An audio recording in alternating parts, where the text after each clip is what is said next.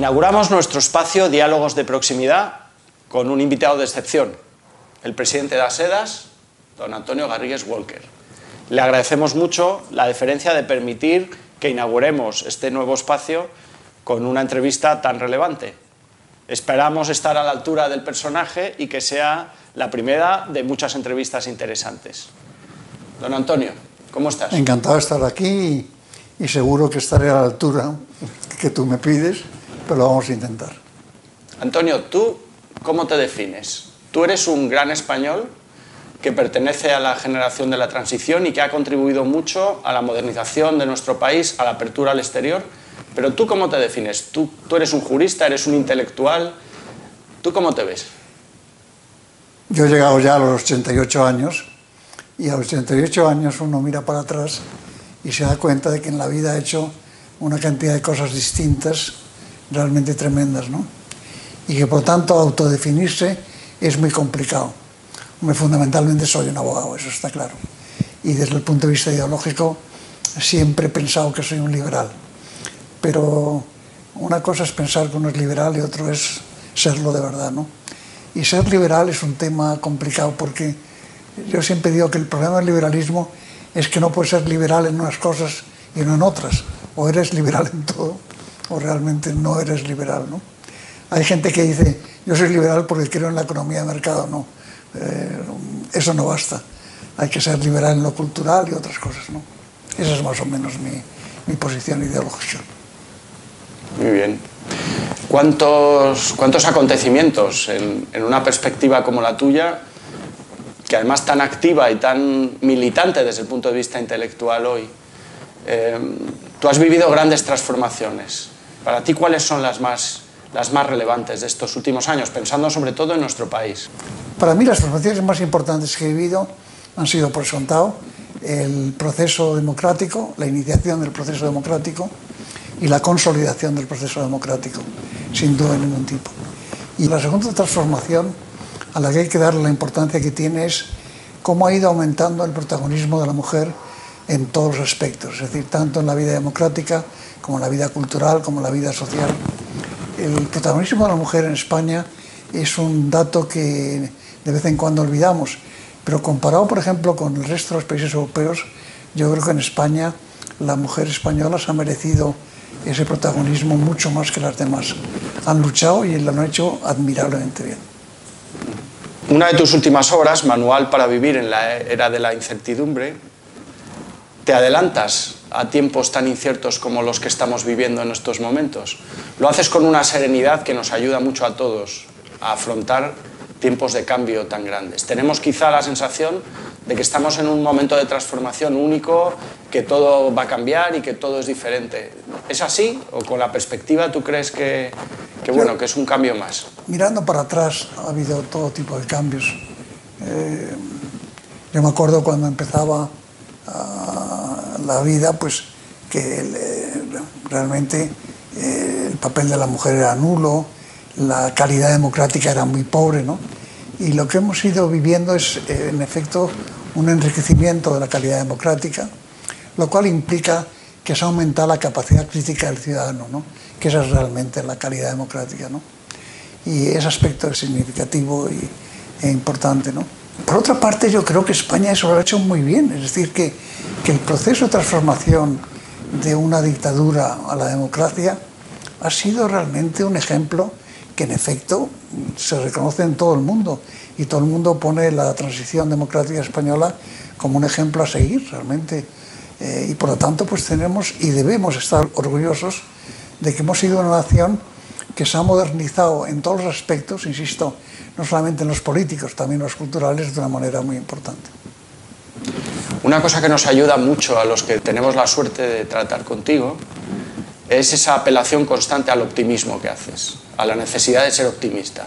Es difícil en tiempos como los que vivimos, donde la incertidumbre se une a un cierto pesimismo que está muy generalizado. ¿Por qué tenemos que ser optimistas, Antonio? Primero porque el derecho al pesimismo es un derecho que no podemos concedernos en exceso. Hay gente que tiene derecho al pesimismo, pero no somos nosotros. Hay gente que vive en la pobreza, que vive en la falta de esperanza, en la falta de futuro, ¿no? Pero el derecho al pesimismo de cierta gente a mí me ofende, es decir, gente que tiene de todo, que gente que está perfectamente situada en el mundo económico y político y social y cultural, que encima se queje y que no hable más de que esto se hunde y que está todo mal y que la vida política está mal. Esa gente me molesta profundamente, es decir, lo cual no quiere decir que uno tenga que ser tremendamente optimista, pero yo creo que el derecho al pesimismo es un derecho que tenemos que controlar muy fuertemente. No podemos dejarnos llevar por esa vertiente, porque es que acabamos entre todos hundiéndonos, ¿no? Nos entra el complejo del Titanic, que decía el otro, y como te entra el complejo del Titanic, te hundes. Tú, Antonio, has ayudado mucho a nuestro país a abrirse al exterior, en cosas que se saben y en otras muchas que seguro que no se conocen tanto en tu labor profesional. Europa, Occidente, las relaciones transatlánticas han sido el lugar donde minarnos y la garantía de que todo iba a ir mejor. Vivimos ahora unos momentos muy complicados, con una crisis económica, energética, con una guerra a las puertas de Europa. Parece que esa idea, tanto la idea de Europa en sí como que eso es lo que nos garantiza un futuro mejor, se está debilitando a marchas forzadas. ¿Cómo ves eso? Pues lo sigo viendo con optimismo, en el sentido de que la humanidad no busca el caos. De vez en cuando nos enfrentamos a situaciones difíciles, ¿no? Pero yo personalmente pienso que lo que tenemos que hacer es darnos cuenta de que estamos en una situación realmente muy confortable y muy... no digo ya comparándonos con países en subdesarrollo o países claramente dominados por la pobreza, ¿no? Hay muchos más países pobres que países ricos, ¿no? De modo que si los países ricos empezamos a quejarnos, realmente es que no sabemos lo que está pasando en el resto del mundo, ¿no? Y yo creo que ahí es donde tenemos que ser realmente honestos, ¿no? Es decir, es que nuestro derecho a quejarnos es un derecho realmente muy pequeño. Lo que nosotros tenemos que aceptar, al contrario, es la obligación de ayudar a los demás. Es decir, o los países ricos enriquecen a los pobres, o realmente la desigualdad va a acabar con el sistema. Ese sí que es un peligro importante, ¿no? Y por eso yo creo que en ese aspecto estamos avanzando. Cada vez nos damos cuenta de que tenemos que ayudar a otros países. Y esa actitud es la que nos puede salvar y la que nos está salvando, ¿no? Cuanto más se enriquezca el mundo, la calidad democrática mejorará y la calidad cultural mejorará y sobre todo la convivencia será más fuerte. Antonio, ahora quiero preguntarte como jurista, como abogado, ¿cómo ves la evolución de una regulación que cada vez es más compleja, que en los últimos años está motorizada, que en teoría nos tiene que ayudar a defender mejor los intereses públicos, pero que se ha terminado convirtiendo en una maraña en la que todos tenemos la sensación de que es muy difícil trabajar o crear o, en fin, o avanzar? ¿Tú cómo ves eso, como jurista con una perspectiva de años? No sé quién lo ha dicho, pero quien lo dijo muy bien. Dijo que el progreso no es otra cosa que un avance hacia la complejidad. Es verdad que si no hay progreso, la complejidad se reduce. Y en cuanto uno avanza, se da cuenta de que los problemas crecen, se multiplican y hay que abordar siempre tareas nuevas, porque, insisto, el progreso es un avance hacia la complejidad, ¿no? Y para eso nos pagan, para afrontar la incertidumbre, para afrontar la complejidad, ¿no? Yo creo que eso es un tema que tenemos que asumir realmente con alegría, en el sentido de que la complejidad es una señal de progreso, es decir, y que lo que tenemos que hacer es afrontarla y entonces darle respuesta y sobre todo no quejarnos. A mí me parece que lo de quejarse es una cosa que está ya pasada de moda, vamos a decir, que no hay que quejarse. Antonio, eres presidente de ASEDAS desde 2019. ¿Qué pensaste cuando la Asociación de los Supermercados Españoles llamó a tu puerta para que lideraras un mundo que también tiene su complejidad, quizá menos conocido. Hombre, que se tiene una complejidad porque es un sector realmente importante. Siempre he dicho lo que me decían buenos amigos americanos, ¿no? que el problema actual en la vida no es la producción, sino la distribución, ¿no? Y que si la distribución fallaba, fallaba todo, ¿no? Y siempre me hacían ver que en España los sistemas de distribución eran muy pobres y que había que enriquecerlos y que ese era el camino del crecimiento económico, ¿no? Y yo creo que a mí por eso la oferta de Sedas me llenó de satisfacción, es decir, me parecía que era realmente algo muy necesario en este país y tremendamente positivo, ¿no? La idea de que en efecto lo importante es generar sistemas de distribución eficaces y modernos, ¿no? Y Asedas representaba eso y la verdad es que me encantó.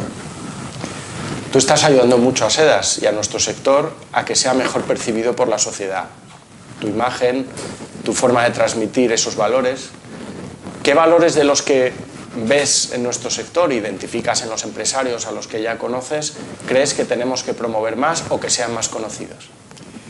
Pues yo creo que defender nuestro papel y nuestra labor en el enriquecimiento.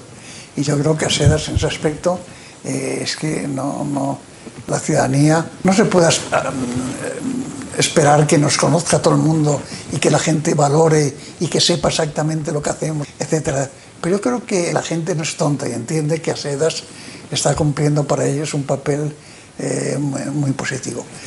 Eso no obsta para que en España nos olvidamos siempre de que los sistemas de comunicación tienen que estar permanentemente funcionando y cada vez mejor. No podemos partir a base de que la gente nos conoce y que sabe lo que hacemos y la labor que cumplimos. Como nos creamos eso, estamos absolutamente equivocados. Pero yo no sé por qué todos pensamos que todo el mundo sabe que lo que hacemos, cómo lo hacemos. Pues eso le pasa lo mismo a los despachos de abogados o a los arquitectos, a las organizaciones empresariales. Todo el mundo...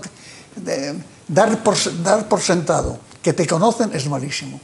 Y yo creo que Asedas ha hecho una buena labor de comunicación, pero mi consejo sería que esa labor de comunicación hay que comentarla porque es un sistema, hombre, en donde hay más sofisticación y más ideas complejas. Sin embargo, hemos tenido que afrontar juntos crisis muy graves. Al poco tiempo de la presidencia en Asedas, pues tuvimos la crisis de los agricultores, luego vino el COVID, después hemos tenido desafíos de todo tipo, una tormenta, un volcán, todo nos toca.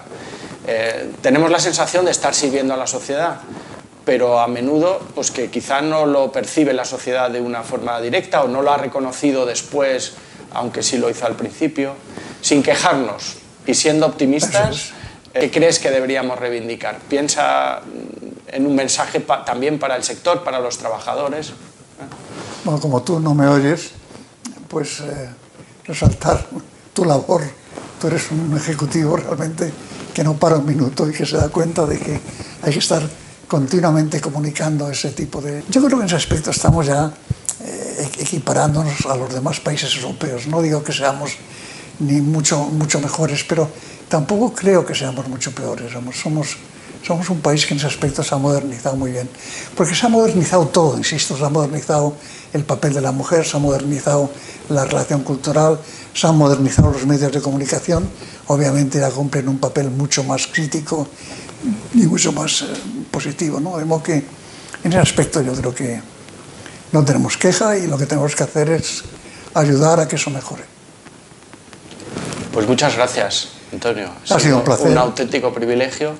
Muchas gracias por inaugurar Diálogos en Proximidad, nuestro nuevo formato, que, en fin, esperamos que pronto podamos hacerte una nueva entrevista para hablar de otros temas de actualidad. Bueno, seguro que vendrá más gente y que lo importante es que venga más gente y que hable de estos temas, ¿no? Pero que en efecto Asedas tiene que comunicar mucho más y que pueda hacerlo y que además eso será bueno para la calidad de la convivencia humana. Muchas gracias. Un placer.